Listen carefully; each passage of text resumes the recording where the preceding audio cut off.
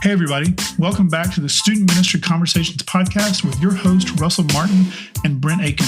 Listen, we're glad you're joining us today, and we hope that you find this conversation helpful, insightful, and encouraging as you continue leading your students in ministry.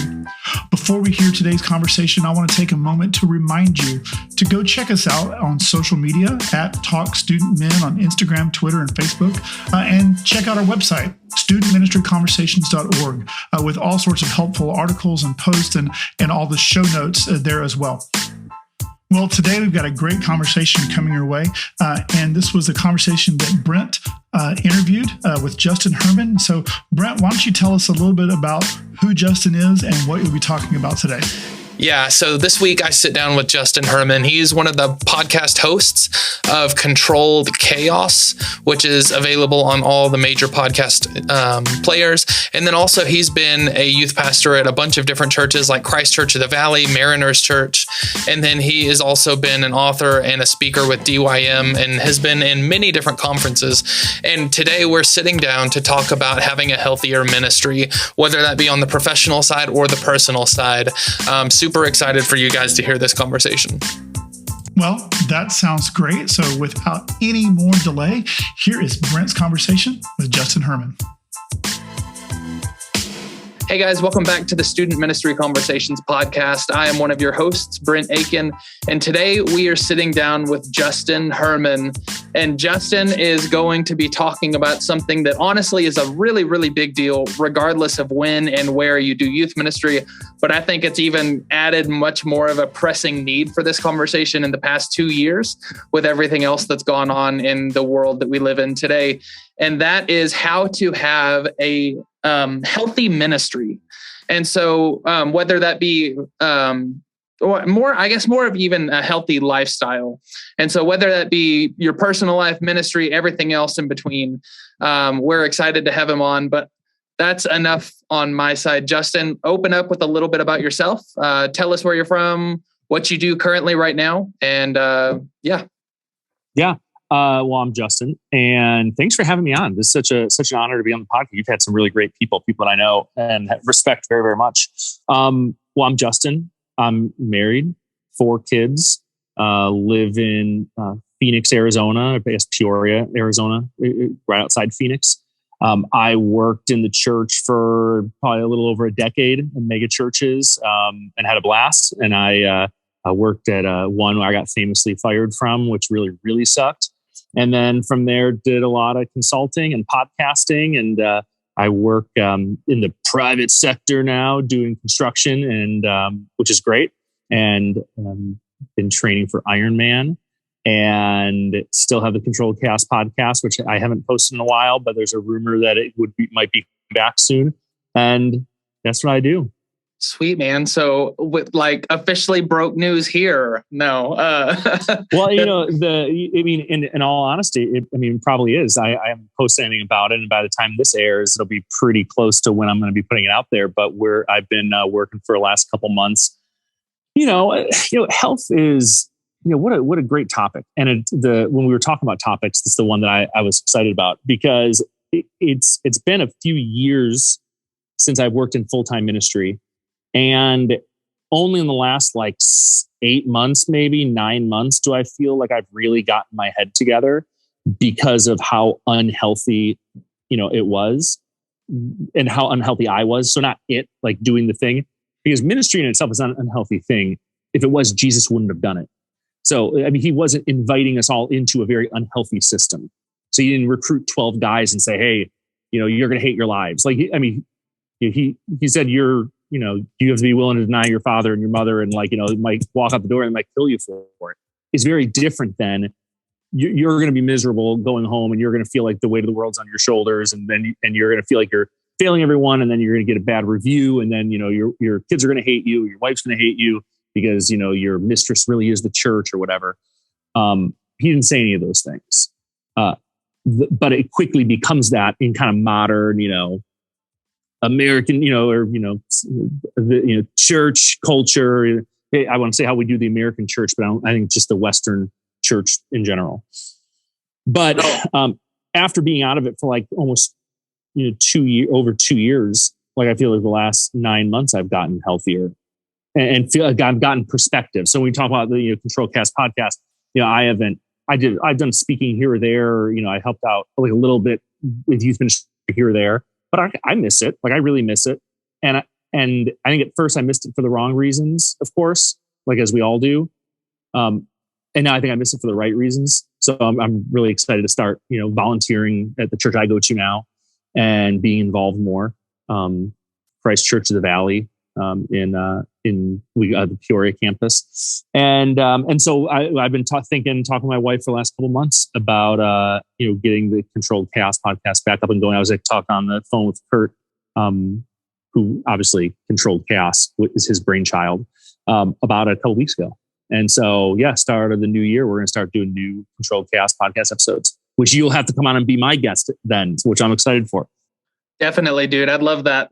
So enough with the exclusives and everything like that. Obviously, people are tuning into this episode because they are interested in how to live that healthy lifestyle. And there's obviously been a serious battle with burnout as well as stressors that have led to student pastors leaving churches, leaving ministry altogether, and leaving faith altogether. I mean, we are seeing an all-time high of this term deconstructing faith.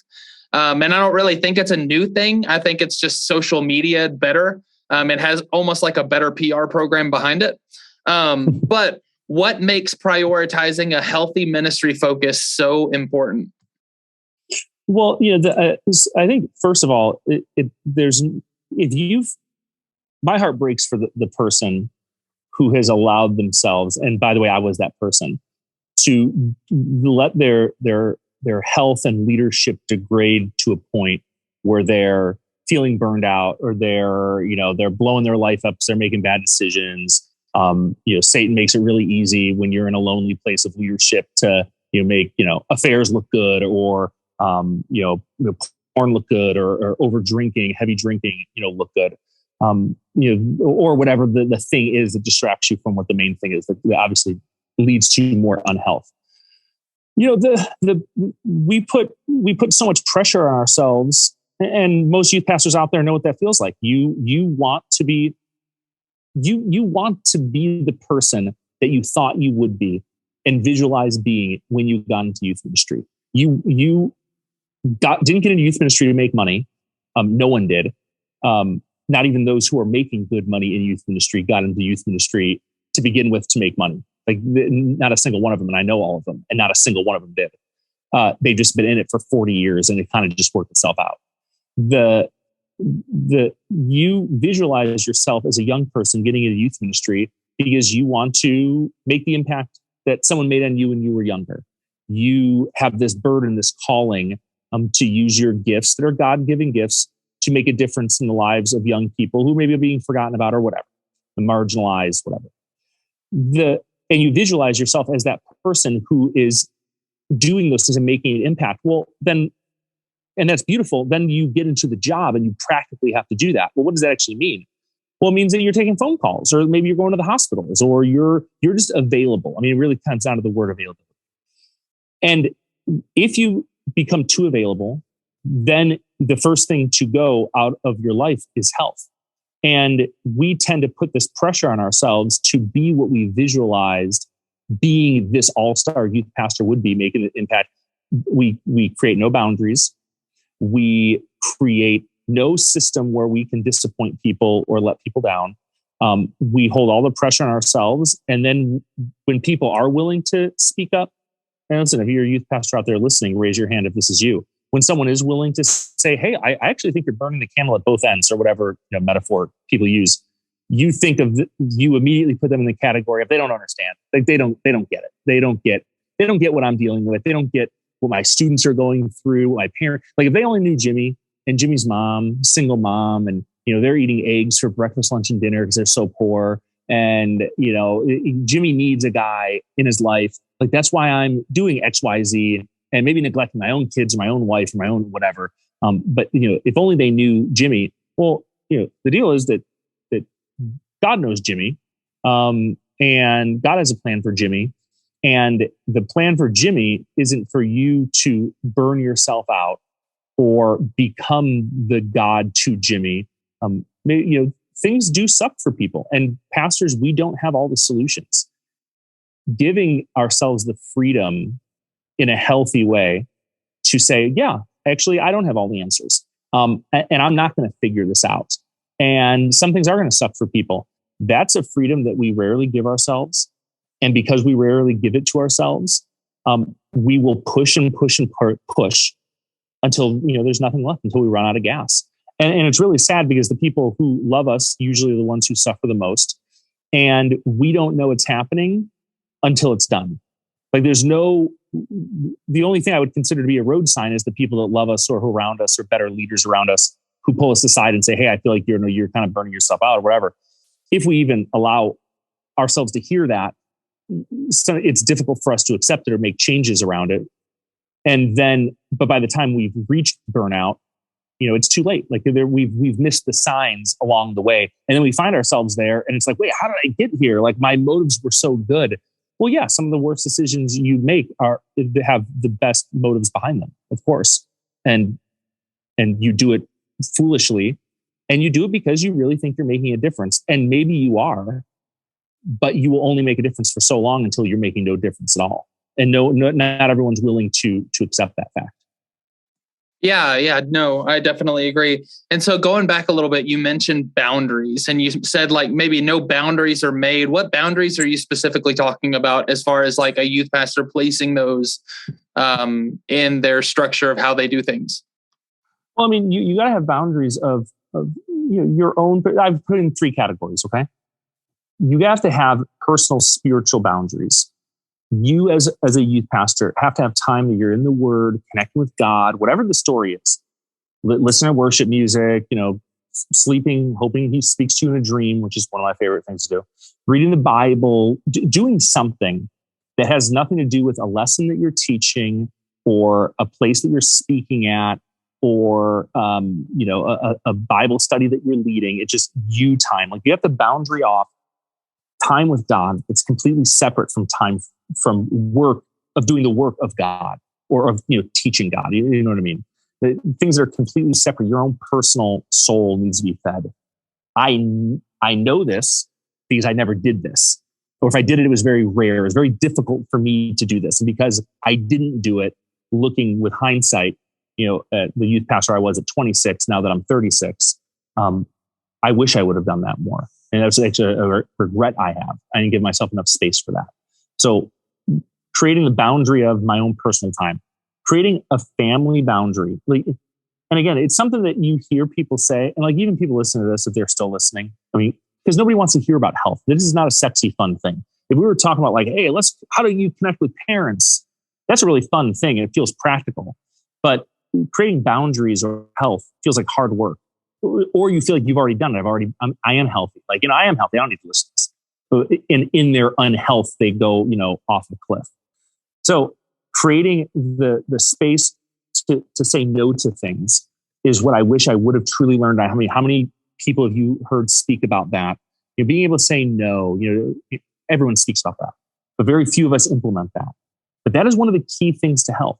If you can say no to this opportunity or this, there's another thing that you could do at a school, or there's just another night out for the family. Being able to say no is vital, and we are very, very bad at it.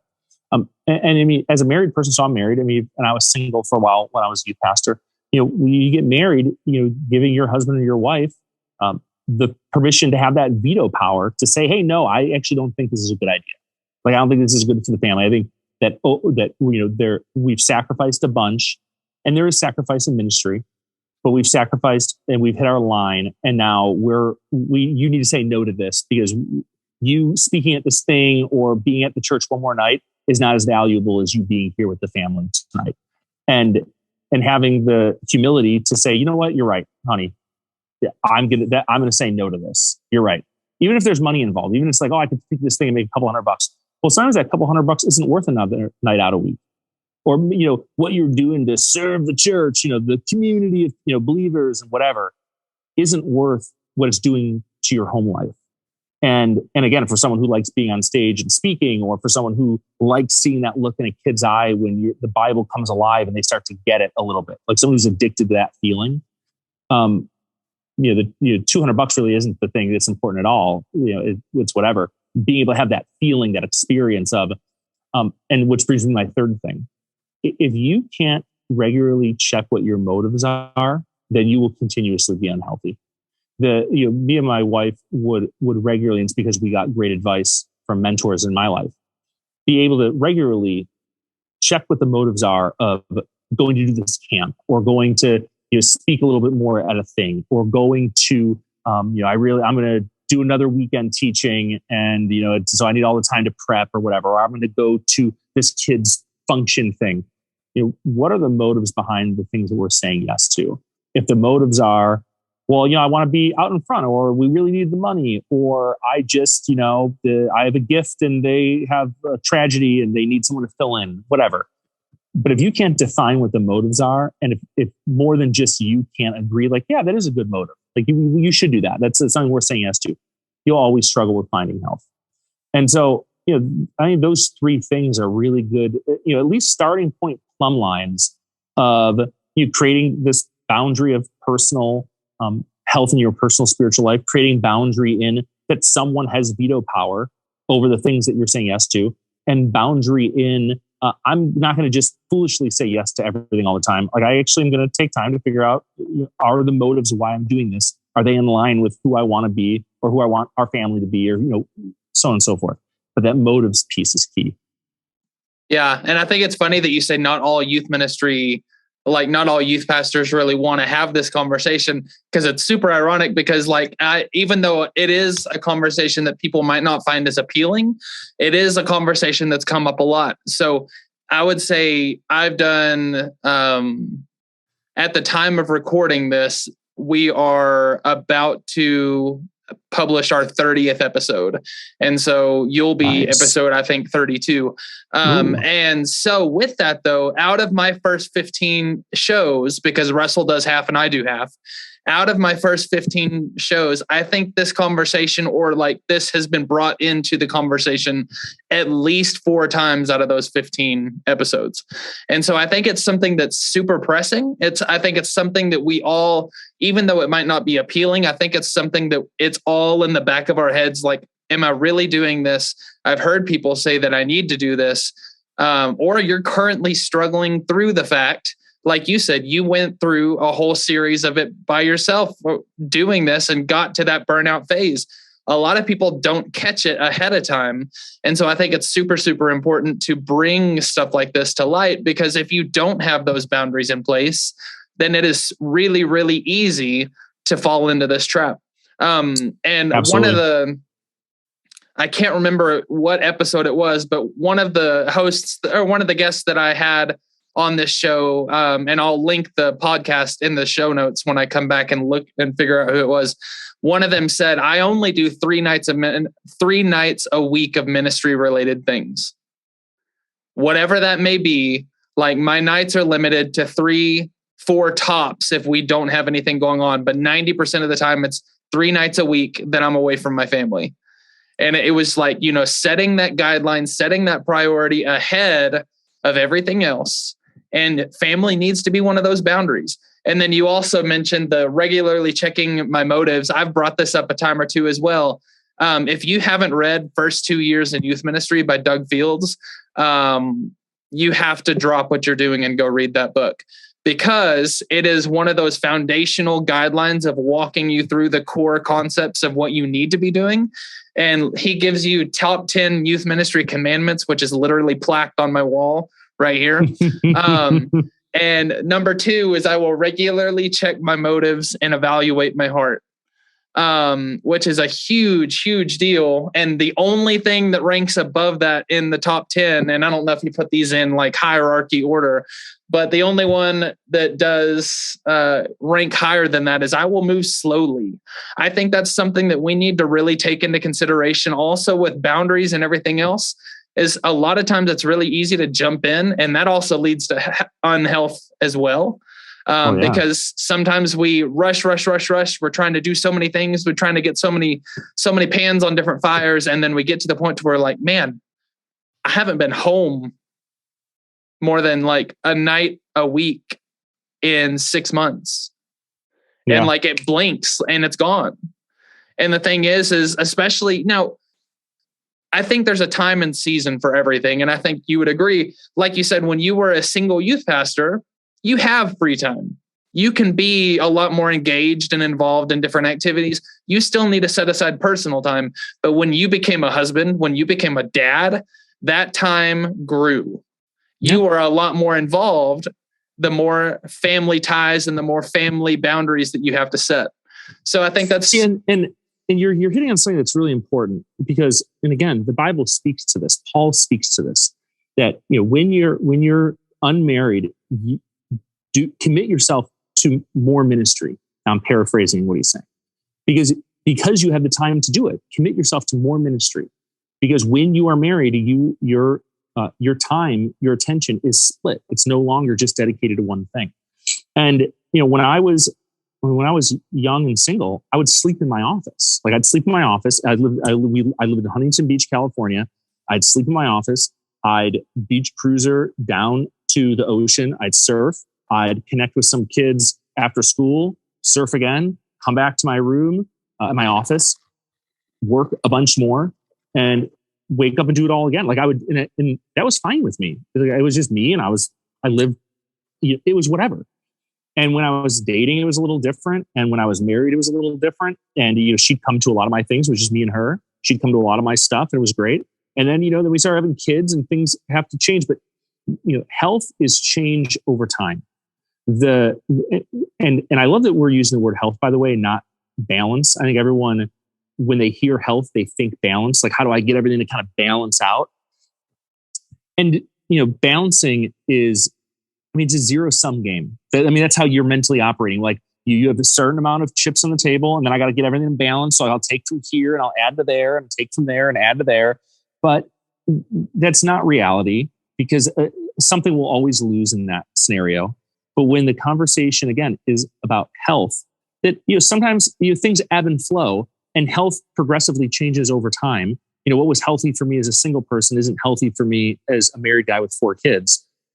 It's progressive over time, and you can have the freedom to have those conversations about what is healthy, where you wouldn't be able to have those exact same conversations about balance. Balance, actually, it's really easy to figure out balance alone, because it's a zero-sum game. You have chips on the table, and you kind of figure out you personally what balances out and who wins, who loses.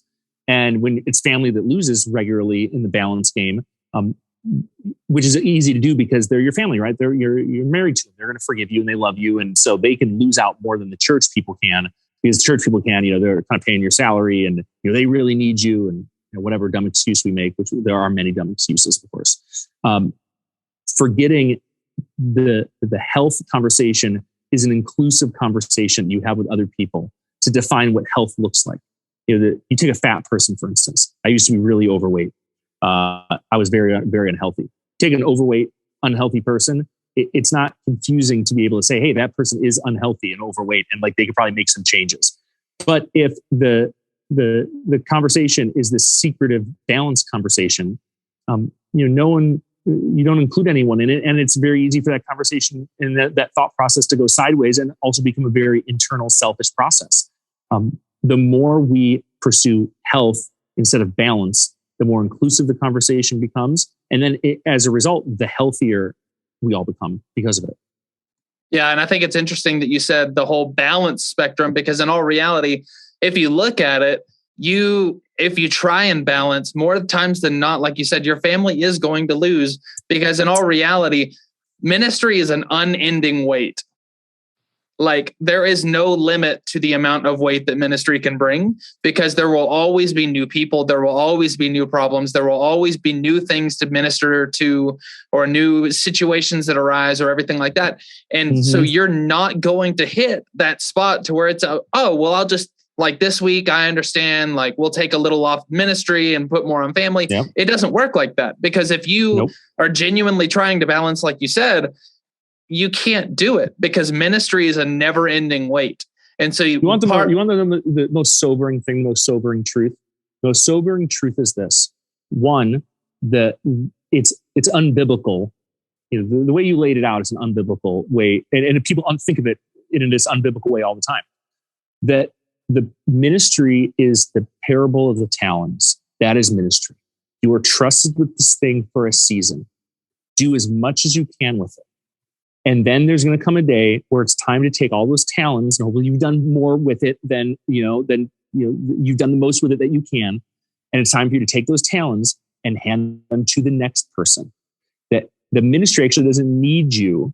Do as much as you can with it, but there's going to come a day where you're going to hand it over, either because it's your time, it's just ready, your time to pass the torch, or because they decide to realign the org chart and there's just not a spot for you anymore, or because the senior pastor's daughter married a kid and that kid wants to be a youth pastor, so they kind of found a place for you in small group ministry, so they could bring this younger kid in. Because, most churches in America, you think, well, youth ministry is for young people. So if you're young, you do youth ministry, and you get older, you do other stuff. But also, here's the most sobering truth: that when you leave, they will post your job online and they will hire someone else. When you leave your church, when you leave positions, when you die in a car accident, when you get promoted, when you get fired, when whatever happens, they will have a party for you. They'll pray for you. Maybe get cake. They'll maybe people will write letters. If they can make it, maybe they may have meetings, and they might not be able to make it.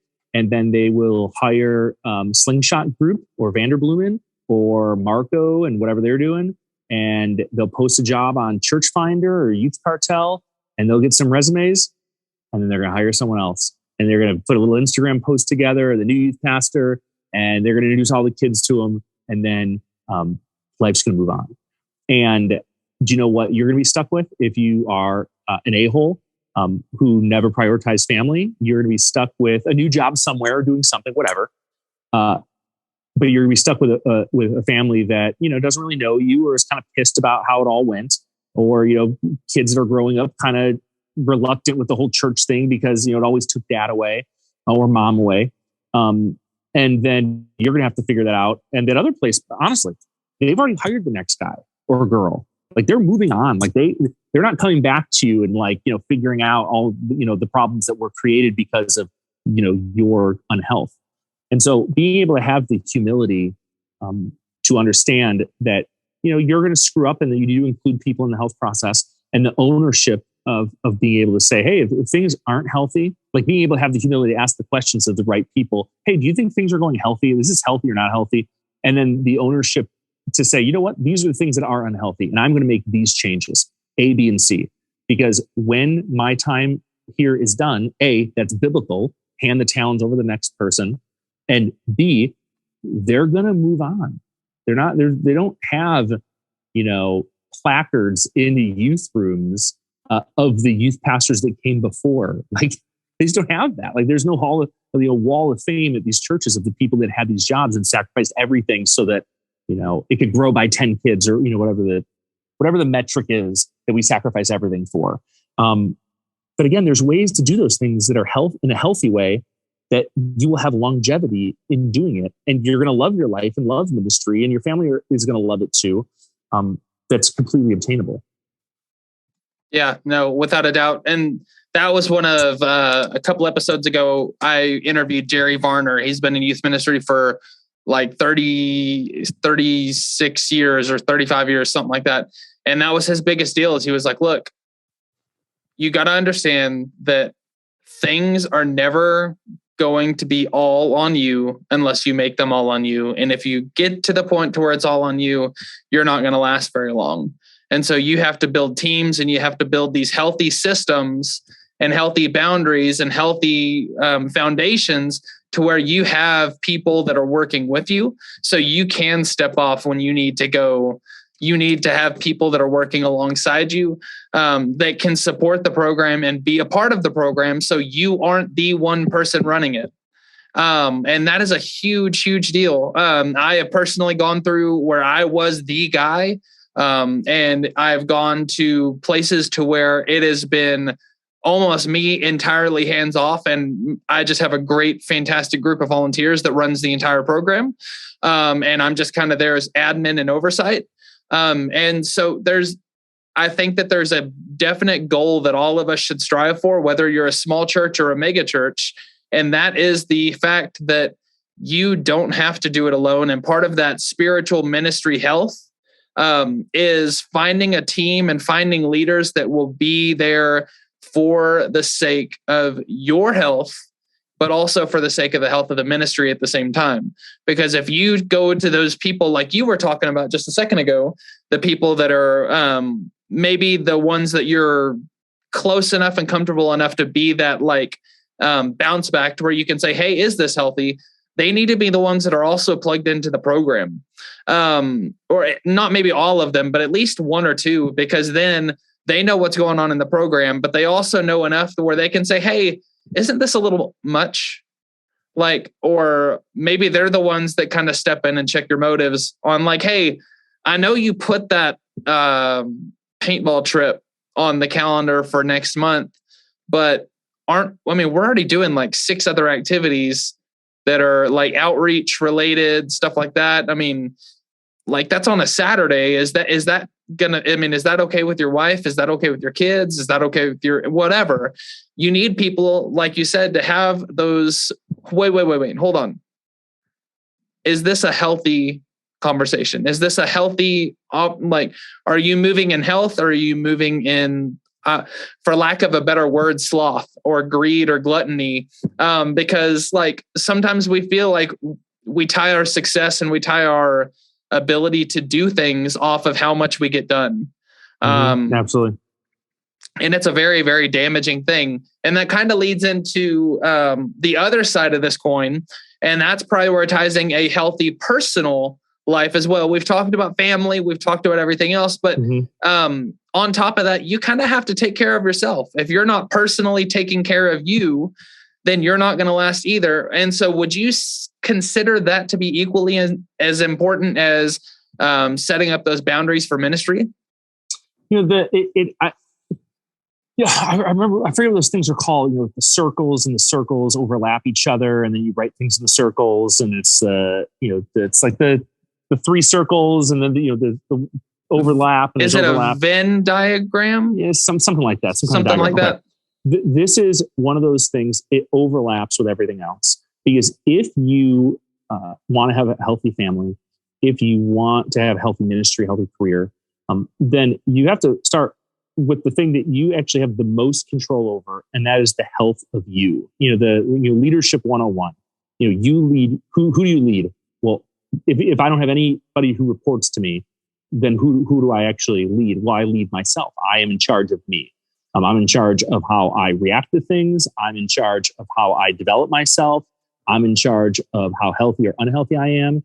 That, spiritually, mentally, physically, I'm in charge of me.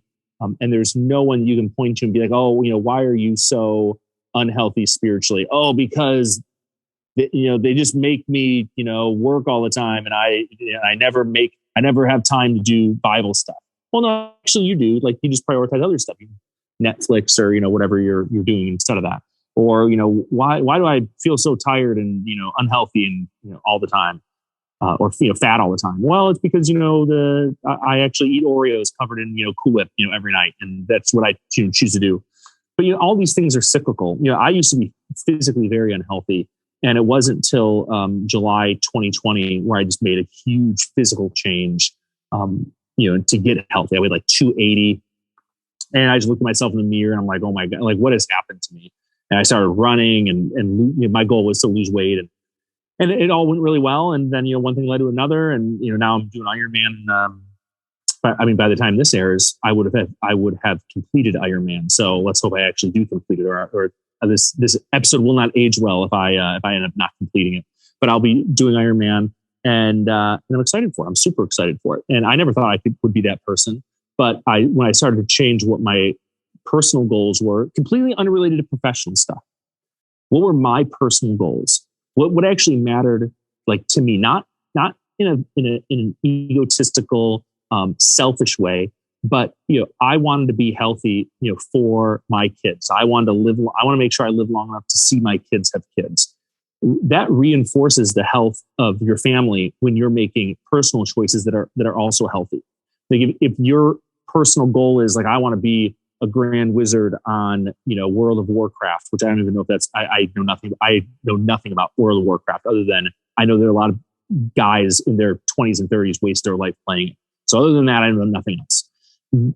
I want to be the grand super wizard of the game. Okay, that's a cool goal. It does nothing for your family. It does nothing for you and your personal health. And I'm sure you can make excuses. I'm not anti-games. Like I play Call of Duty. Like I'm not anti-video games. I'm anti you taking things that actually will lead to healthy outcomes for your life and replacing them with things that actually bring no value, no advancement to your life and brings no health or value to other areas of your life. You want to thrive professionally, then start incorporating healthy, even just physically healthy practices into your life. Having a different level of discipline to exercise in the morning.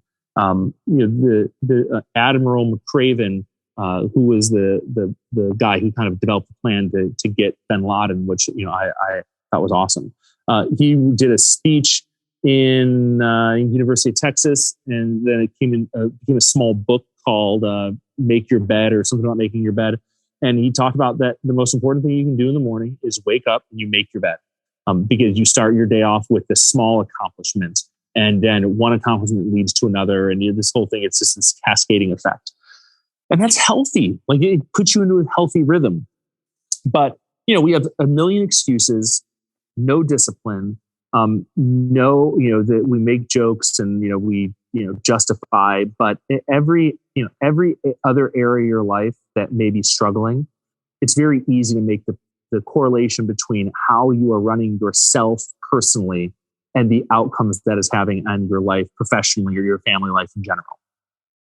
Yeah. And I think all of us should, for the sake of kind of pushing ourselves to be better, like you said, all of us need to have personal goals. And that can equate to a bucket list. That can equate to like, by this age, I'm going to have this done. I'm going to accomplish this, stuff like that. Everybody needs to have goals that push and drive them farther. Things that don't have to do with the professional things you're doing. So if you're a youth pastor, it's not like, my goal is to do a breakout at youth specialties one day. That's my goal. That's my end all be all goal. That's not the kind of goals that I'm talking about. It's not I want to teach on Sunday morning, like on the stage. I want everyone to see me. That's not the goal we're talking about. I want to create,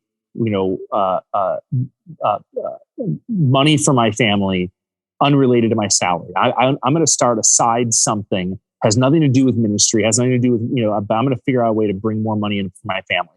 I'm going to, learn a new skill. I want to get my pilot's license. I want to learn a new skill, something completely unrelated to what I'm doing. I'm going to train for Ironman, or I'm going to train for a half marathon or a 5K, or I want to learn how to build popsicle castles, out of, popsicle sticks, whatever the thing is. I want to do this thing. It has nothing to do with what I'm getting paid to do, but I'm going to do it so that when it's done, I can say, yeah, I committed to something that I knew nothing about. I accomplished it. And now what is the next thing? And it creates something in your mind that is truly healthy and truly good, not in a selfish way or an egotistical way, but in a way that says, I can do this. I am capable. And I'm not, and here's the most important part. I'm not just what my job description is. I'm not just my whole identity isn't, I'm a youth pastor. And so I'm always going to do youth ministry. And so every goal I have in life has to be around youth ministry. If my wife was sitting here, she's downstairs with the kids right now. Literally she'd be like, hell yeah, amen to that. That every goal I had for a season of my life, every one of them was driven around youth ministry, the church, speaking or writing or podcasting or just whatever that had to do only with my career or my platform or whatever I thought was the most important thing. And it wasn't until all of that was taken away, did I realize how much of a straw house that actually was. Like, but that I was actually, that whole time that I was like, oh, I'm going to speak at this camp, or like, oh man, I'm going to do, this leadership thing at this place for money, or my podcast, like everyone should listen to it. And like, holy crap, everyone is like, people are listening to this. This is great.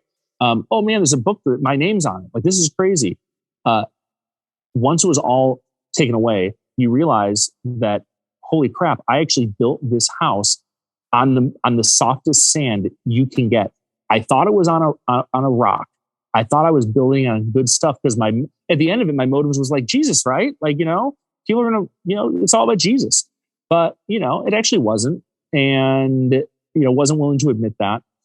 But, what the most, that's a healthy, life-changing, like shifting thing is when I started to develop goals that had nothing to do with any of those things. And then good outcomes started to happen from it. And you start to realize in no uncertain terms that you are far more than a title or what your role is, or that when all those things are taken away, which they can be very easily, that you actually still have a list of things that you are. And those lists of things are really good things. Like you don't need to fall into a depression or start drinking a ton, which are things that I did, by the way. Because it's like, well, I'm not a youth pastor anymore. Like, who am I?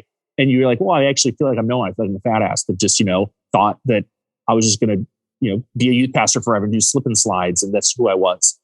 And you realize that we actually, God made me to be a person, and I have unique gifts and talents and skills and things that interest me, like that I'm a healthy person, separate from the things that may be on my business card. And, some people are born with that ability to see that. I'm sure there's people listening who are like, man, it took you years to figure that out. Well, yeah, it took me years to figure it out because I'm not wired to figure those things out. I'm a very Neanderthal type person. Like, I'm very basic, very simple person. And, it took, life explosion for me to truly get that idea. And then once I did, it's like, you feel like your eyes are open for the first time. And I feel like, I lived as a youth pastor for a long time. My eyes very closed, or very at least narrowed in on, something that didn't pay out in a healthy way at all. And those were, by my own decisions, my own choices. Yeah, no, I totally get it. And it's something I think that is damaging from a lot of scenarios, because I think there's another light to that like, and I know this is something that I've struggled with, is it's when you work at a church, when you go to said church outside of when you are on the clock working at that church, plus everything else that's going on, it's really, really hard to have a life outside of that church. And while it's great to make family, like make friends within the church walls, like my wife is a teacher. It's really, really hard to have like friends over and stuff like that, because when they start like, oh, well, what do you do? And it's like, oh, well, I work at a church, I do ministry. A lot of times it's like, oh, yep. Well, now I'm going to shut down and I'm awkward. Yeah, exactly. And they're weird. It's like, wait, so you're allowed to drink, or like, where's your collar? Like, especially if they don't come from like a church background. Like, so do you live there? Or like, I didn't know you were allowed to have sex. And it's like, yeah. No, and sucks. So it's really, really hard. And I think that's something that it's a trap that a lot of different people can fall into. And so having those goals and having those things outside of the church walls is really, really important. Whether that be something like you said with personal fitness and everything like that, CrossFit is a huge phase right now.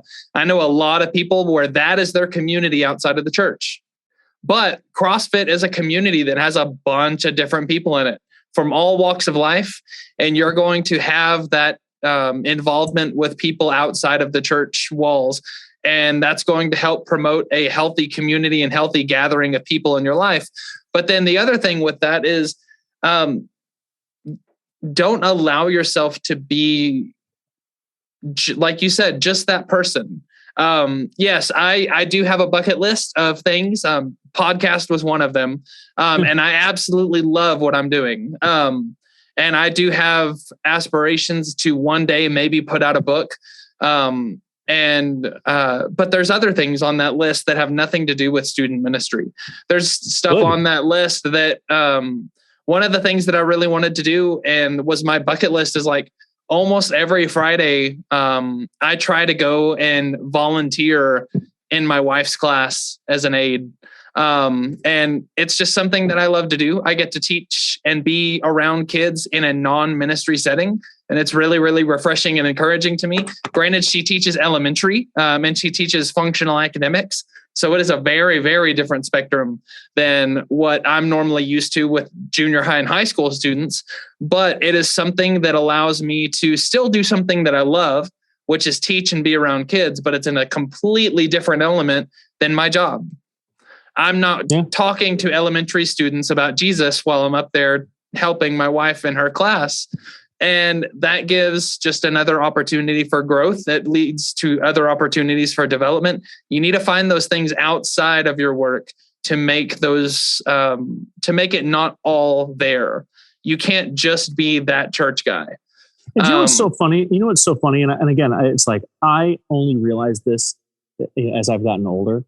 If I could go back in time, you know what I would have done if I was 24 again, working at a church, I would have spent time with the elders who are CEOs, executives, business people. I would be like, hey, I want to get your advice about investment or real estate. I want to get your advice about how could I create income outside of the church? Like, I love the church. Like this is where I'm employed, but I'd love to get your insights on how to create, wealth for, my grandchildren. And how do I start doing that now? But there was this fear, at least I had it, that if you put it out there, that you have a side hustle or that that your mind is on things other than the job, then in some ways, like it's just viewed negatively. Like you're like a bad person, that you should only always be thinking about the church. And if there's a church like that, I mean, that's completely unhealthy and psychotic, and you probably won't be there for long. Because most churches, at least the ones I've worked at, like that's been encouraged. Like I know people who I worked with at Mariners who had paddleboard businesses, who had photography businesses that were successful, that were awesome. I know people that, they do church consulting stuff, they speak or whatever. But I know people that did other stuff. And I used to look down on those people like, why would you do things that aren't the church? Like, this is life. Like, this is amazing.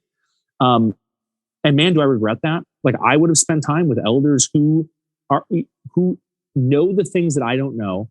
I would have taken the time to learn and diversify my life a little bit. And again, like there's nothing wrong with you say, oh, I want to write a book one day. Like sounds awesome. You should write a book. But the question of if all those things were stripped away, who would you still be? Jesus talked about the rich young ruler and the money, right? And it's not, money is not evil, but the love of money is just the worst. Ministry is not evil, but the love of ministry, the love of ministry is toxic and is unhealthy.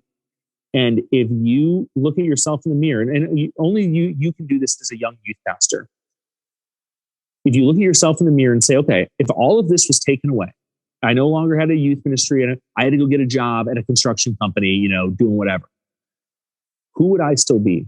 And if the answer is, well, I don't know who I'd still be. Like I'd be no one, which is, by the way, what my answer was, because I thought I was going to be, in the church for, the rest of my life. Then you have a serious, serious problem. Like you have a serious problem and it will hurt you and it will most likely hurt others unless you get that figured out. And I mean, and I believe it to be a serious thing. Because, you look at the rich young ruler who walked away with his head in shame, you might think, well, like, how bad could it be? This guy's rich. His identity was so driven in what he had that he could not look past the obvious to see what Jesus was really saying, which, by the way, had nothing to do with money, had nothing to do with what was in his checking account or in his, pot of gold at home. He could not look past the obvious because he was so blinded by what was in front of him, which was the most important thing to him, which was money. Which for youth pastors, our tendency is to, the next kid or whatever the thing is that's right in front of us that continues to be our motivating factor that leads us to a very dark place, which happens quietly and happens often. And like you said at the very beginning, like you only hear about it, like you hear about it in these glimpses of like, oh, did you hear what happened to Jack? Oh yeah, he blew up his marriage because he slept with his secretary or whatever. Or just got burned out and he had to quit, and he hates the church now. That doesn't happen overnight. That happens because you let it happen. Like that happens because you just chose to do nothing, or you heard the talk at a conference and you kind of toss those, or you thought that like it's never going to happen to me. Then you are a prime candidate. It will definitely happen to you. And I mean, it's whatever. Like maybe I'm completely wrong about this. I reserve the right to be wrong about almost everything I say these days. But I mean, I live this in a different way that, I truly would do things differently in a very practical sense if I could go back in time. And sadly, I can't go back in time. So now I'm like, this guy that I don't know, hopefully has captured some of the life experience lessons that I've had to have rolled over me like a steamroller last few years in different ways. No, I totally agree. The rich young ruler reference to that kind of just brings a whole different aspect into this conversation. And it almost brings a negative twist on the ministry high kind of terminology, because you can get addicted to that ministry feeling like you were talking about. And in all reality, while ministry is not bad, when you were addicted to the feeling and not the doing, there's a problem.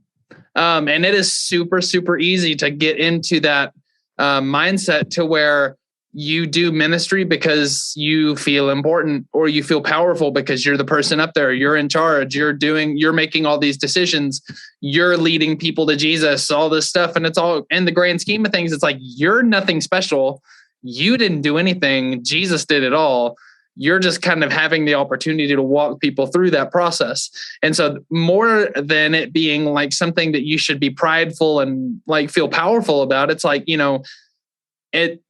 ministry in the right light and the right setting should be like a opportunity and a position of humility more than anything else, because it's like, man, I should not be here, but praise Jesus. Like, I'm here because he gave me the opportunity. Also often, I mean, I could give you a list of the times where I totally felt that way. Obviously my kid is right behind me. He pops in, does whatever he wants. Total freedom in this house for him to do whatever he wants. But I mean, even like that, that's healthy. Okay. So I don't think people are watching this or listening to this, but my kid, my 5-year-old, his name's Cannon, just, I'm in my bedroom, opened the door, came in. I could have totally said, hey, hold on a second. It muted this and be, hey man, I'm busy. I'm doing this podcast. I'm talking about, how to be healthy in the church right now, how to be a healthy youth pastor. Can you get out of here so I can, talk about health? They want to hear what I have to say. It's like, that's the end. That is just the absolute reaction that most of us have sometimes, that as we're talking about how to, create life change, we're actually taking a sledgehammer to the life that's right in front of us, because it's becoming a distraction to this make-believe life change that we're creating for everybody else. I want him to come in here and interrupt me and like feel like he's getting one over by like peeking in and getting on the camera as we're recording this. I want him to have that experience, because that's healthy. He's leaving now feeling like, oh, I totally peeked in on dad and like this is fun. Versus, man, when dad records stuff or talks with people, like that sucks. I hate when dad does that.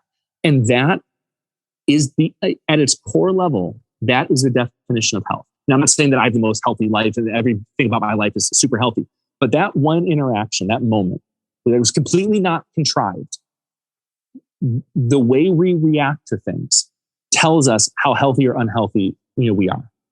And I don't know, man.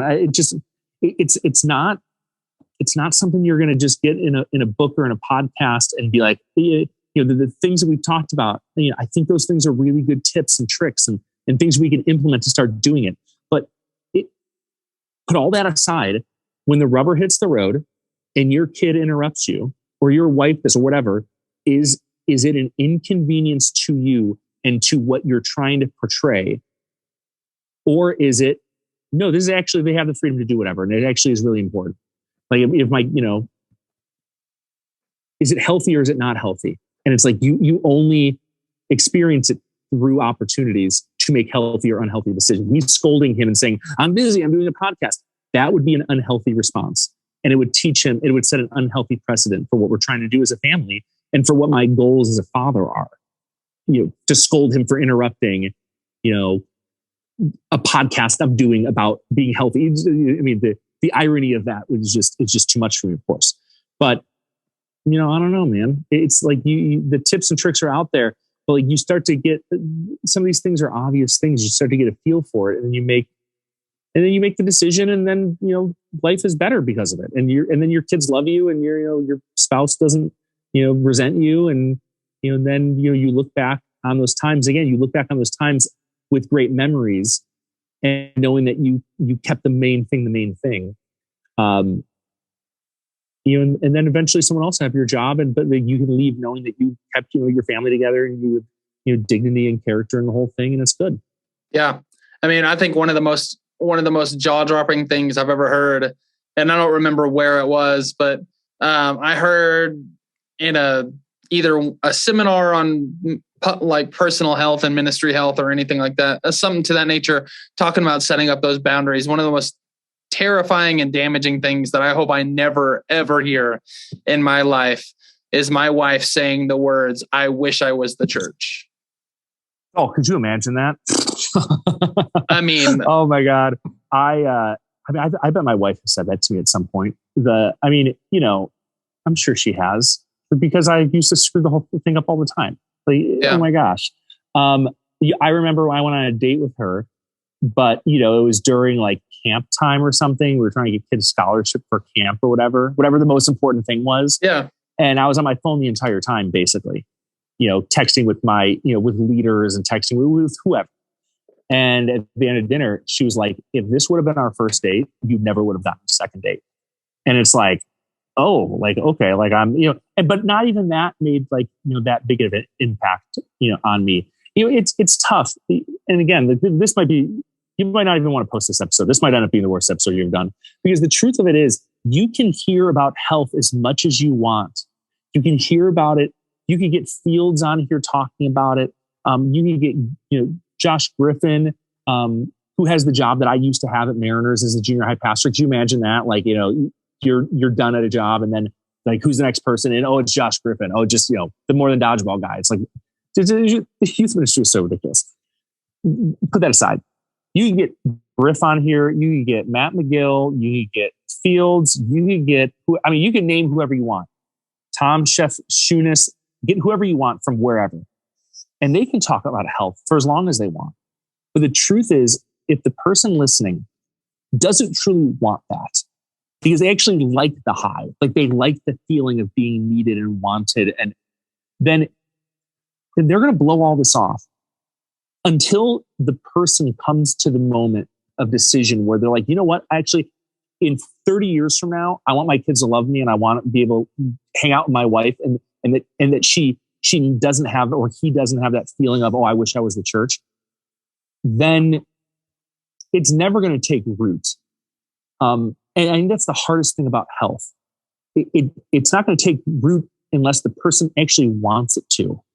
And, and that's the hardest thing about health, man. I mean, and it. And it's the reason that this subject, you're the one who said the subject has come up a bunch on the podcast, right? Because everybody wants it. And everybody wants kind of like the quick fix to get it. The same quick fix that comes from being on stage and having, 50 kids or 100 kids or 500 kids, dancing and cheering and listening and writing down your points and raising their hands like, oh my God, Jesus. Everybody wants that same high, that same fix that comes from that. But the health does not come that easy. It is hard work, especially if you haven't been doing it. These are the things they should be teaching in Bible college. Not that everyone has to go to Bible college to be youth pastor, of course, but they didn't teach this stuff in Bible college. I went to Bible college, and they did not teach this stuff there. I learned a bunch about the Bible and speaking and some youth ministry classes, but they didn't teach about health and personal discipline, and they didn't teach about those things. They thought those things were kind of implied. If you learn all the other lessons, you'll kind of pick up on all the healthy stuff. And the truth is that you don't actually. You just learn how to do it. Do the Bible stuff really well and plan groups or, team dynamics, whatever. unless you actually want to have that, like unless you're willing to say, you know what, actually, I'm going to sacrifice that high or that feeling. I'm going to sacrifice that stuff because I want health that maybe doesn't have the exact same feeling in the short term, but I know it will in the long term. Then it's always just going to be this great idea or the breakout session you go to or the podcast. You say, oh yeah, I should listen to that again. But you don't do anything about it. Like, and that's the thing that I know that I know we're probably getting close to the end, and maybe that's kind of a downer context to put it in, but it really has to do with you, the person, wanting that for yourself. No, I think that, honestly, that answers the question that I was about to throw at you. So, I don't think there's a better way to answer that. And the thing is the question I was going to ask is, for the ones who have come to the realization that this might not be a priority, what do you recommend they do to get back on track? And the thing is it has to be application.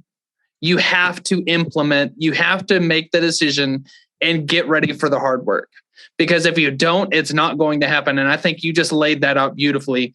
And we are kind of getting closer towards the end on time. So I think I'm not going to kind of go into that question because, like I said, I think you answered it perfectly. Like, you can listen and you can read every self-help book there is known to man, but until you put your feet on the ground and actually start taking steps towards doing it, you're not going to move anywhere. Completely agree.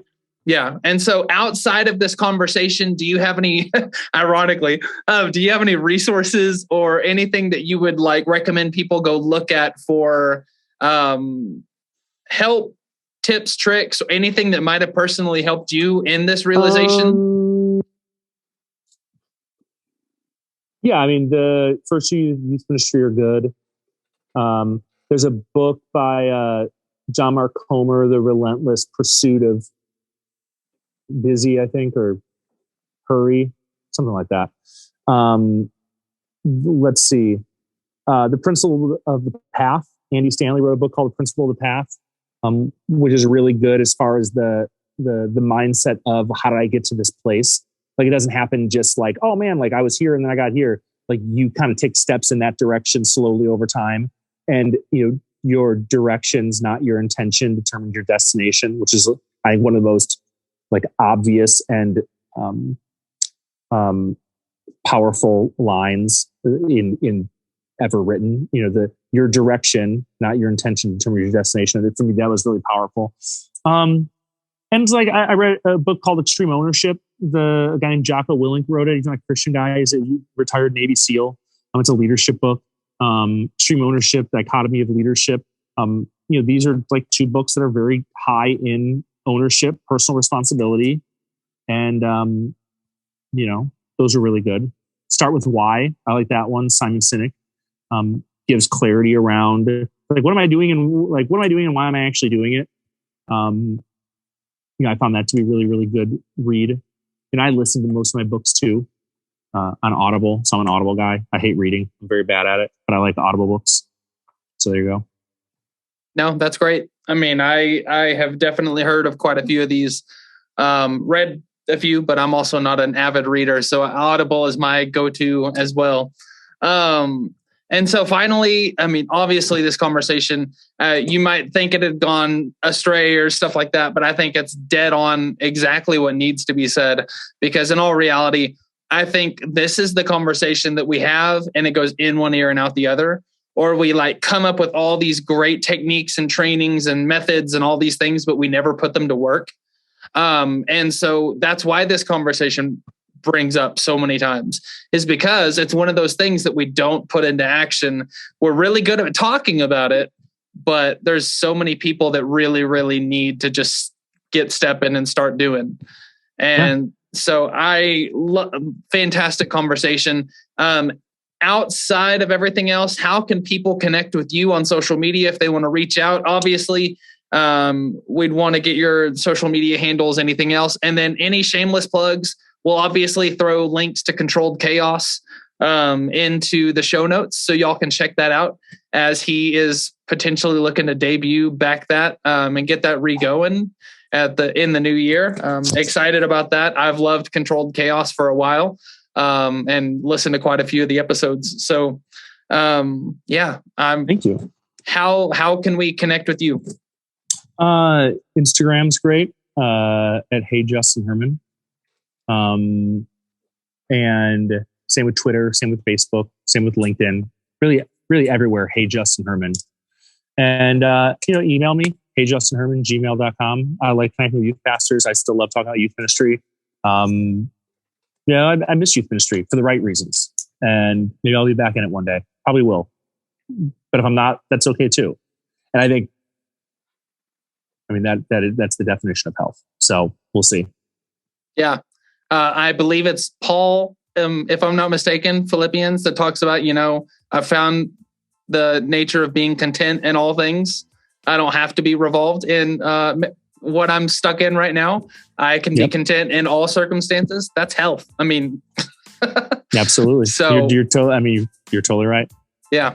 Well, thank you guys for joining us today. Thank you, Justin, for being on for this episode. We are excited to hopefully hear feedback from this conversation. If you like this, please drop comments, share this with friends, tag us in social media if you do.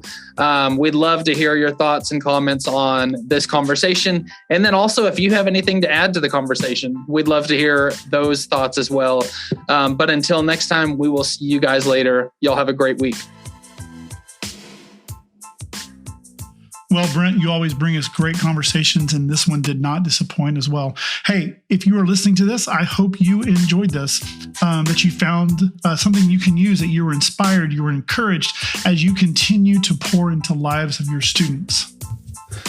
Yeah, if you enjoyed this episode and found it helpful, we would ask that you leave a comment and a rating on whatever platform you are listening to us on. We would appreciate that so much as it helps us get out into the podcasting world.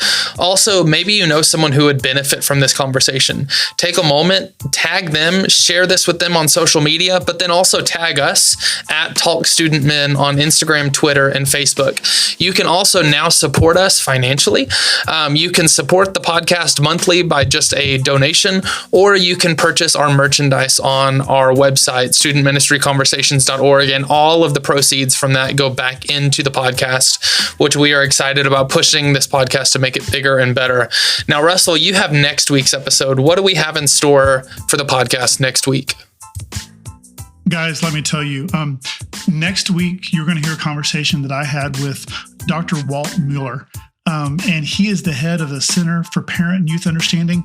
He is a legend in this. He has been around youth ministry for many, many, many years. He spoke at youth specialties and conferences, and he was one of the classes that I always signed up to go to.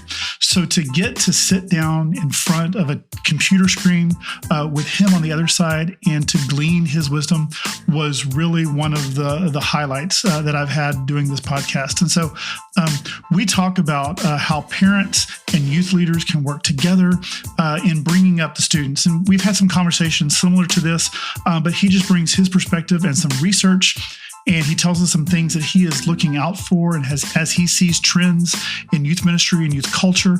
And I encourage you to go check his stuff out, cpyu.org. And tune in for this conversation next week because you are definitely not going to want to miss this. Man, that sounds great. I can't wait to hear the conversation. Just a reminder, be sure to go to studentministryconversations.org for show notes and links from this episode. Just search for this week's episode number in the search bar. We also have other helpful articles and posts as well. Again, thank you for joining us, and we hope to see you next week.